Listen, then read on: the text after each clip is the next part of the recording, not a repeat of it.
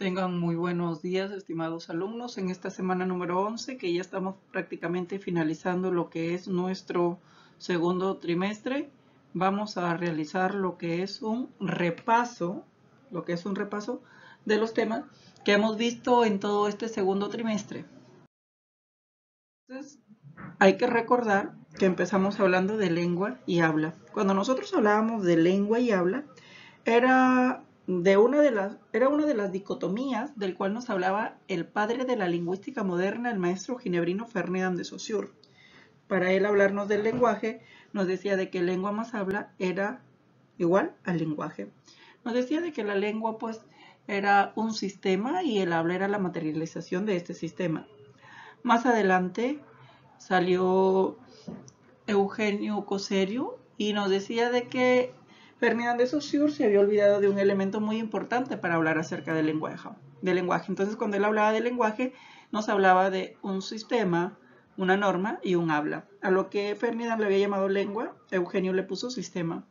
Pero luego, con el padre de la gramática generativista, justamente el estadounidense Noam Chomsky, nos habla del lenguaje. Para hablar del lenguaje nos habla de una competencia lingüística y de una actuación lingüística para hacer que el lenguaje. Pero en sí ahora vamos a ver cuáles son las características que tiene lengua y habla, porque como podemos ver, el padre de la lingüística moderna nos decía que era una dicotomía. Y cuando nosotros nos referimos a una dicotomía, es porque son dos cosas totalmente opuestas, pero que se complementan entre sí para formar una sola. En este caso, lengua y habla es igual al lenguaje. Entonces, la primera característica de la lengua nos dice que es un sistema, mientras que el habla es la realización de ese sistema. La segunda característica de la lengua nos dice que es mental, porque está en la hoja de nuestro cerebro, virtual, psíquica, mientras que el habla es material, ¿cierto? Porque la podemos percibir, escuchar. Otra de las características de la lengua nos dice que es social, porque le pertenece a toda una comunidad sociolingüística, mientras que el habla es individual, porque cada uno tiene una peculiaridad al momento de materializar una lengua. La siguiente característica de la lengua nos dice que es medianamente fija, mientras que el habla es variable, ¿cierto? La quinta característica nos dice de que la lengua es perdurable, mientras que el habla es momentánea. ¿Por qué decimos que es momentánea? Porque tan solo está presente cuando se da un acto o proceso lingüístico, mientras de que la lengua no. La última característica de la lengua nos dice que es abstracta, mientras que el habla es concreta, ¿cierto? Porque lo podíamos percibir. Abstracta está en nuestro cerebro, lo otro lo podemos percibir. Eso era en cuanto a lo que hablábamos acerca de lengua y habla. Luego veíamos el siguiente tema, que fue el signo lingüístico. Y justamente para nosotros referirnos al signo lingüístico, decíamos de que el signo lingüístico es una representación mental a través de lo cual simbolizamos algo de la realidad. Es decir, un objeto representa a otro objeto, y aquí hablábamos de un significado más un significante. O también podríamos decir de que es la asociación psíquica entre un significado y un significante cuando hablemos del signo lingüístico. Entonces, este proceso del signo lingüístico nos dice que es un proceso psíquico porque esto ocurre en nuestra cabeza, en nuestra mente. Pero cuando hablamos en sí del signo lingüístico nos referimos a la palabra propiamente dicha. Y cuando nosotros hablamos de la palabra propiamente dicha, que es el signo lingüístico, hay que recordar que tiene las siguientes características. Nos dice que el signo lingüístico es arbitrario. ¿Por qué es arbitrario? Porque no hay una relación lógica o natural entre el signo y el objeto representado. La relación es convencional o arbitraria, y la arbitrariedad también se observa en que para designar a un mismo objeto se utilizan signos distintos en las diferentes lenguas. La otra característica nos dice de que es lineal, ¿cierto? Cuando vemos la linealidad del signo, se realiza como una sucesión, cadena o línea de sonidos que se desarrolla en un periodo de tiempo de característica en la que ofrece diversas posibilidades combinatorias de las unidades que lo componen. Y gracias a esta característica, nosotros con los 24 sonidos que tenemos en nuestro idioma, tenemos un sinnúmero de palabras. Otra de las características del signo lingüístico nos dice que es doblemente articulado. Y hablamos de esta doble articulación porque todo signo se articula en monemas o unidades mínimas con significación. Hablamos nosotros de una primera articulación porque nosotros para hablar primero pensamos. Entonces, al pensar, estoy trayendo a mi mente a las unidades mínimas dotadas de significado, que son los monemas, pero una vez que yo ya pensé, ahora voy a estar frente a la segunda articulación, que son las unidades distintivas, que nos referimos a los fonemas, que son los sonidos, unidades distintivas. Es por este motivo de que es doblemente articulado. La siguiente característica nos dice que es biplánico, es decir, tiene dos planos, el plano de la expresión y el plano del contenido. El plano de la expresión se relaciona con el significante, mientras que el plano del contenido se relaciona con el significado.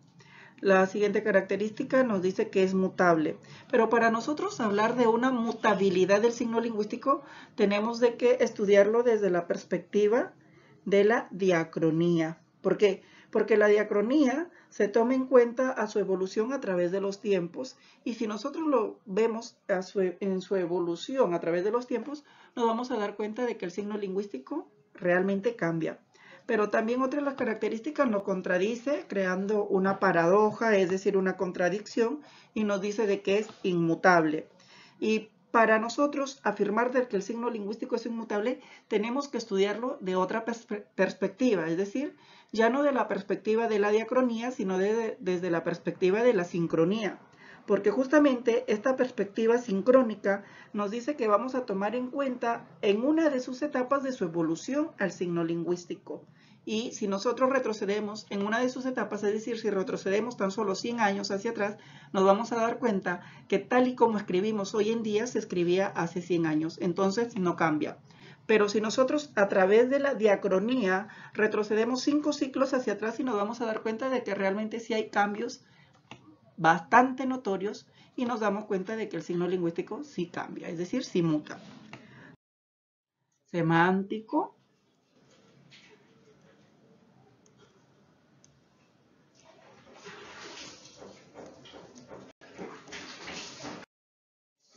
Lo hemos estudiado desde el punto de vista semántico, desde el punto de vista morfológico, desde el punto de vista sintáctico, ¿cierto? Entonces, hay que recordar que desde el punto de vista semántico, hemos dicho de que el artículo es una categoría gramatical que presenta los sustantivos. Desde el punto de vista morfológico, tiene los accidentes gramaticales de género, número, y desde el punto de vista sintáctico, que cumple la función de ser un modificador directo.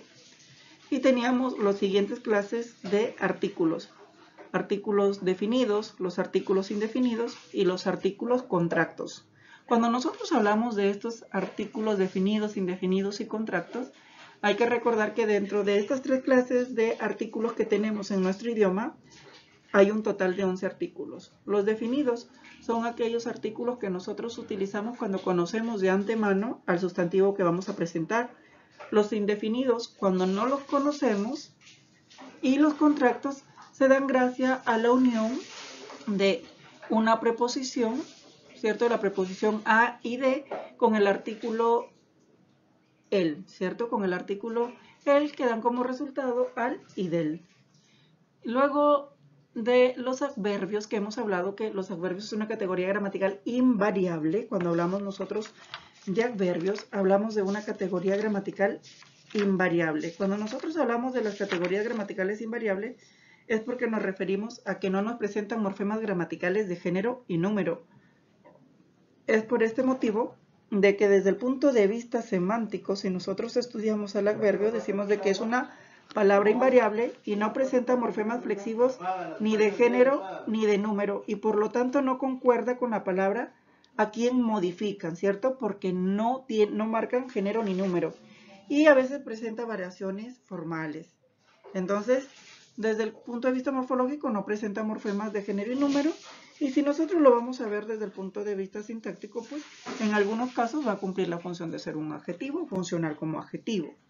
Entonces, ¿qué es lo que nos dice en los adverbios? Que tenemos los siguientes clases de adverbios que nos indican lugar, tiempo, modo, cantidad, duda, afirmación y negación. Eso es en cuanto a los artículos y a los adverbios que hemos trabajado. Hemos visto lo que es el pronombre. Y el pronombre también lo hemos trabajado desde el nivel semántico, morfológico y sintáctico. Cuando nosotros hablábamos desde el punto de vista semántico del pronombre, decíamos de que el pronombre es una categoría gramatical que utiliza una economía del lenguaje y que tiene un significado ocasional o dependiendo del contexto en que lo utilicemos. Entonces recordemos que cuando decíamos de que utiliza una economía del lenguaje, porque los pronombres lo que hacen es reemplazar a los sustantivos, y los sustantivos son nombres. Muchas veces nosotros, en lugar de decir el nombre, un nombre propio de alguna persona, por ejemplo, de Paola, Fernando, Pablo, entonces decimos él o ella, y estamos utilizando una economía del lenguaje porque en lugar de decir un nombre que mayormente puede tener 8 fonemas en su estructura, decimos, si es un nombre en género femenino, pues vamos a utilizar el pronombre ella, que tiene 4 fonemas. Pero si dices un nombre en género masculino, dices él, que tiene 2 fonemas. Entonces ahí estamos viendo que estamos ahorrando palabras o fonemas, y ahí estamos viendo la economía del lenguaje a la que se refiere. Y decimos que utiliza un significado ocasional porque el pronombre va a reemplazar a un sustantivo de acuerdo en la situación en la que se encuentre, y no siempre va a tener el mismo significado porque va a adquirir el significado del sustantivo al cual está reemplazando. Eso es desde el punto de vista semántico. Luego, cuando lo estudiábamos desde el punto de vista morfológico, hay que recordar de que este pronombre nos presenta género, número, persona y caso, ¿cierto? Género, número, persona y caso.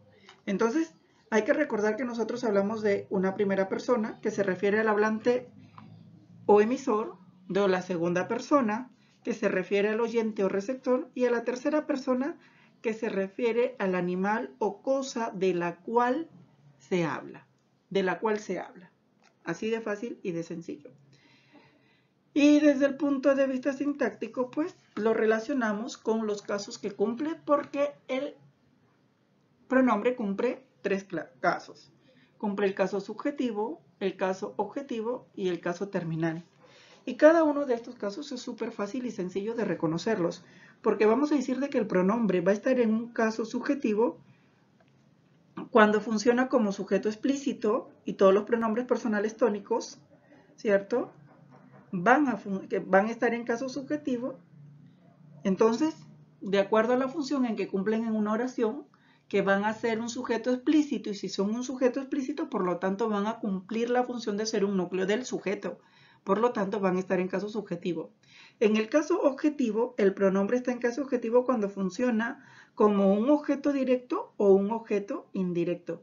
Recuerden que nosotros, para comprobar si estamos frente a un objeto directo o un objeto indirecto, le hacemos las preguntas al verbo. ¿Qué? Para el objeto directo, o para quién, o para qué, para el objeto indirecto. Pero no queda ahí la cosa, porque hay que reemplazarlo por pronombres, ¿cierto? Por los, las, les, para quedar completamente seguros de que estamos hablando de un objeto directo o un objeto indirecto.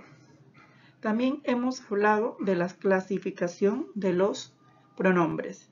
Y hay que recordar que dentro de los pronombres tenemos las siguientes clasificaciones. Tenemos a los personales, que prestan o se refieren a las personas gramaticales, ¿cierto? Tenemos primera persona, segunda persona, tercera persona, tanto en número singular como en el plural.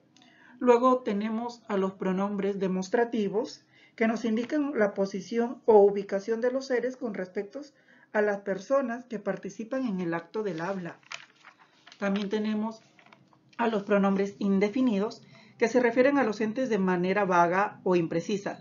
Tenemos alguno, ninguno, nadie, poco, alguien, muchos, cualquiera, quien quiera, uno, dos, otro, algo, todo. Es decir, indefinido, porque no estamos dando cantidades exactas.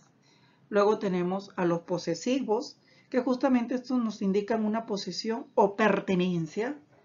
También tenemos a los pronombres relativos, y estos pronombres relativos relacionan a un antecedente con su respectivo consecuente. Es decir, el antecedente es un sustantivo que está antes del pronombre relativo, y con el consecuente es toda una oración transpuesta que empieza por dicho pronombre relativo. Y los pronombres relativos concuerdan con el antecedente, que son qué, quién, quiénes, cuál, cuáles y cuánto. Y por último tenemos a los pronombres interrogativos y exclamativos. Y estos pronombres interrogativos y exclamativos sirven para interrogar o expresar emociones y sentimientos. Justamente estos son los temas que hemos trabajado en lo que respecta al segundo trimestre. En esta ocasión lo hemos hablado de una manera general, porque ya son temas que hemos desarrollado con su respectivo video tutorial que ustedes los pueden encontrar en el canal de YouTube de la institución. Es así que aquí les hemos hablado de manera general para que sepan que estos temas van a venir en el examen trimestral. Espero vernos muy pronto. Nos despedimos. Se cuidan.